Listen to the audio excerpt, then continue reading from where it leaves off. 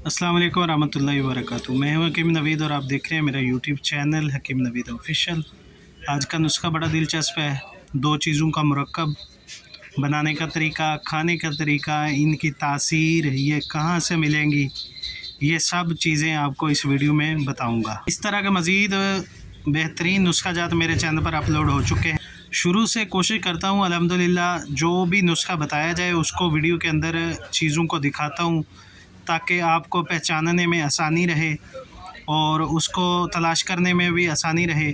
तमाम चीज़ें पंसार से आसानी से मिल जाती हैं। हमेशा सस्ता और मुजरब नुस्खा शेयर करने की कोशिश करता हूं कि आपका टाइम भी वेस्ट ना हो और पैसा भी वेस्ट ना हो। अगर आप मेरे चैनल पर मुस्तकिल सब्सक्राइबर नहीं हैं तो मेरे चैनल को सब्सक्राइब करें, साथ के बेल आइकन को दबा दें ताकि इस तरह के मज़ीद मुफीद नुस्खा जहाँ सबसे पहले आपको मिलते रहें। वीडियो में दो चीज़ें दिखाई हैं, फुल मखाने और दूसरा मगज़ बादाम। फुल मखाना ये अमूमन पाको हिंद के अंदर बहुत ज़्यादा काश्त किया जाता है। बादाम ये भी पाको हिंद के अंदर बहुत ज़्यादा काश्त किया जाता है। बादाम की तासीर गर्म और तर होती है। बादाम में दो वैरायटी पाई जाती है, जिसकी वैरायटी मगज़ बादाम शीरी जिसका मिजाज गर्म और तर अव्वल का होता है। दूसरा बादाम तलख का मिजाज गर्म और खुश्क दर्जा सौम्य। दूसरी चीज़ है फूल मखाना। ये भी पाको हिंद में अक्सर तालाबों के ऊपर इसका पौधा उप आता है। ये फूल होता है, फूल के बाद कली बनती है, कली के बाद इसका फल लगता है।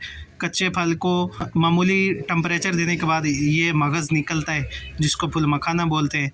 इसका मजाज भी गर्म और तार होता है दर्जा अव्वल के अंदर। उसका बताने का अहम मकसद है, मगज़ बादाम आपने लेने हैं 100 ग्राम और फुल मखाना लेना है 100 ग्राम। मगज़ बादाम को कूट कर बारीक कर लें।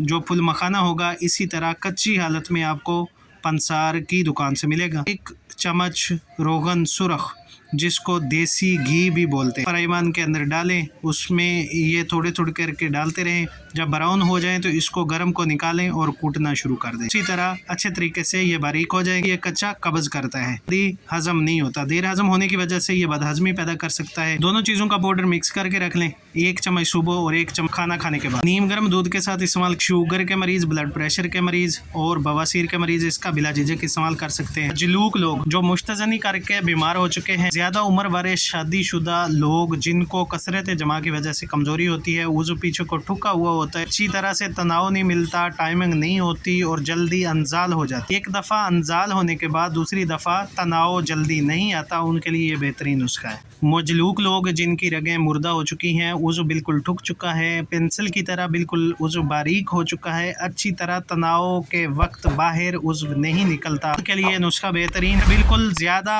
उम्र का बंदा इस्तेमाल करेगा इंशाल्लाह 7 दिन मुसलसल इस्तेमाल करने से उसको अच्छी तरह बगैर किसी भी टाइमिंग वाली गोली से इंशाल्लाह तनाव भी आएगा, उसके साथ टाइमिंग भी होगी और बिल्कुल जोश जज्बे के साथ काम कर सकेगा। वीडियो अपने दोस्तों के साथ शेयर कर। मिलते हैं नेक्स्ट वीडियो में। अल्लाह हाफिज़।